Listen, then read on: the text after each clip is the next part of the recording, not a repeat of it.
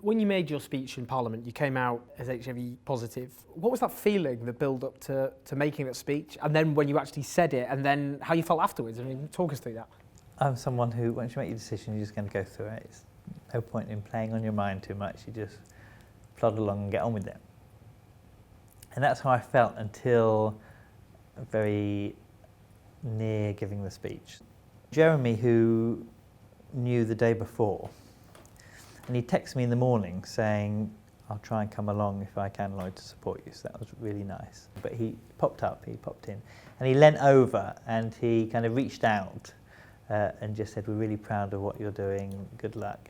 And it started to make me tear up. And Emma, next to me, said, don't start crying before you've even spoken. So I was desperately trying to hold it together at that point. I stood up and you see in my first few paragraphs, my voice is cracking a bit. Next year, I will be marking an anniversary of my own. 10 years since I became HIV positive. It has been a long journey, from the fear of acceptance and today, hopefully, advocacy, knowing that my treatment keeps me healthy and protects any partner that I may have. Let's talk about your experience then. So, you realised that there was something up, didn't you? I had a few months where I had a cough and a chest infection. I went to the doctor on and off. No one thought it was HIV. That wasn't kind of the issue, but it did just linger. And then I actually just went for a routine sexual health checkup. You know what they're going to be ringing up about, roughly. Because they won't tell you what it is down the phone, and because they tell you need to come in quite quickly, you know it's probably something quite serious. Already that's the moment that you start to kind of panic a bit, but not fully. Did you think at that moment this could be HIV? HIV was one of those things that crosses through your mind. But you kind of are in this sense of disbelief still at that point as well. Your insides just feel like they've been kind of ripped out, and at the same time your brain is kind of running a million miles an hour, and you're still at that point, you think it is some joke, you honestly think it's some candid camera, or you hope that it's some candid, and the line between what you think is reality and what you kind of hope is kind of very thin at that point. You're kind of hoping that your friends are going to pop round the door, or that maybe this is some like kind of new advanced safe sex lesson that the NHS has introduced to scare the shit out of you, and then they go, oh well no, but you were close this time, kind of, and actually you wish that they would, because you would prefer it to be that than something else. Then we already knew that it wasn't a complete death sentence, but it doesn't mean that it doesn't feel as devastating when you're told it. But this is suddenly a huge, massive door slamming in your face, so that's what it feels like. And you think you won't be able to necessarily achieve or do things what you want to do. Now that's not the reality, but that's how it feels at the time, that you will be cut off. Did you tell other friends, family, relatives? I told my parents within a week. I remember the first thing my dad said was fuck. Probably quite an appropriate response, really. Then the second kind of discussions are about, particularly with my dad, they're about kind of the science is breaking through, and I think my dad partly used science for him to be able to cope, but that actually really helped me.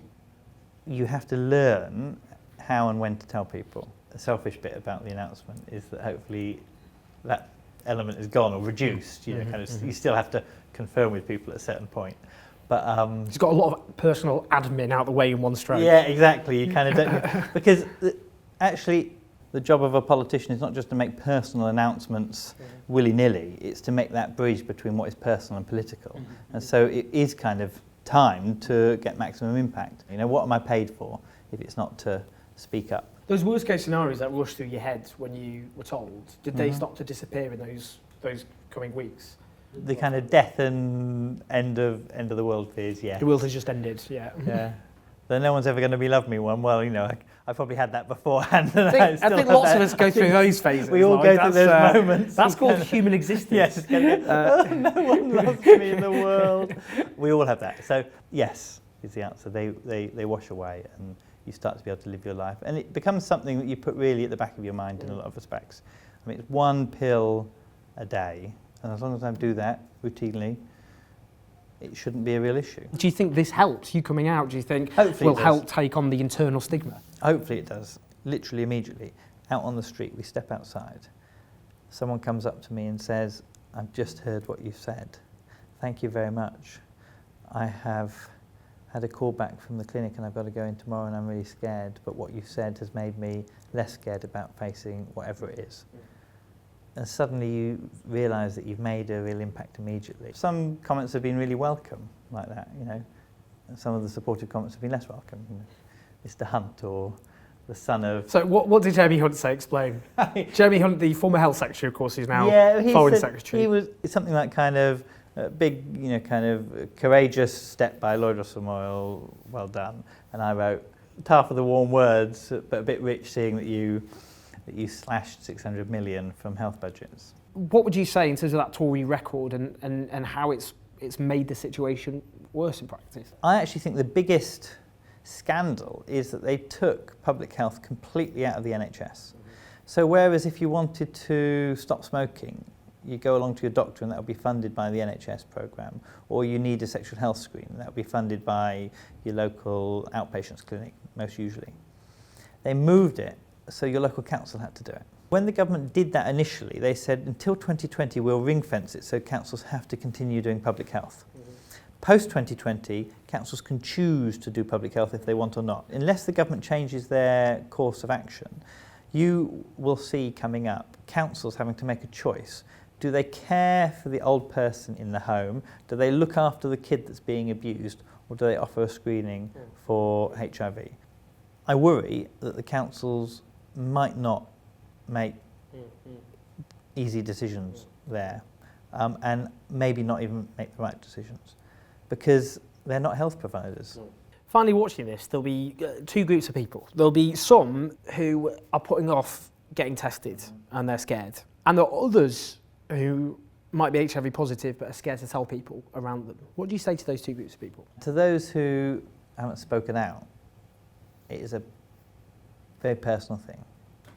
And I don't expect suddenly a rash of people to come out and declare themselves positive or not. But once you've offloaded it, it's so much easier just to go along. You walk around with a burden lifted from you. And I know it sounds corny to say that, but it is true to some extent. Doesn't mean suddenly everything is all right. Doesn't mean you won't have any problems. Doesn't mean that you won't worry about how to pay the next bill. Doesn't mean that you won't worry about all the normal things that we all worry about. But suddenly life becomes a little bit easier, and particularly when life for a lot of people is hard. But I would say to them, you do it in your own time, in your own way, in a way that you feel comfortable. To people who are not getting tested, I say the line that I used in the speech, which is better to live in knowledge than die in fear.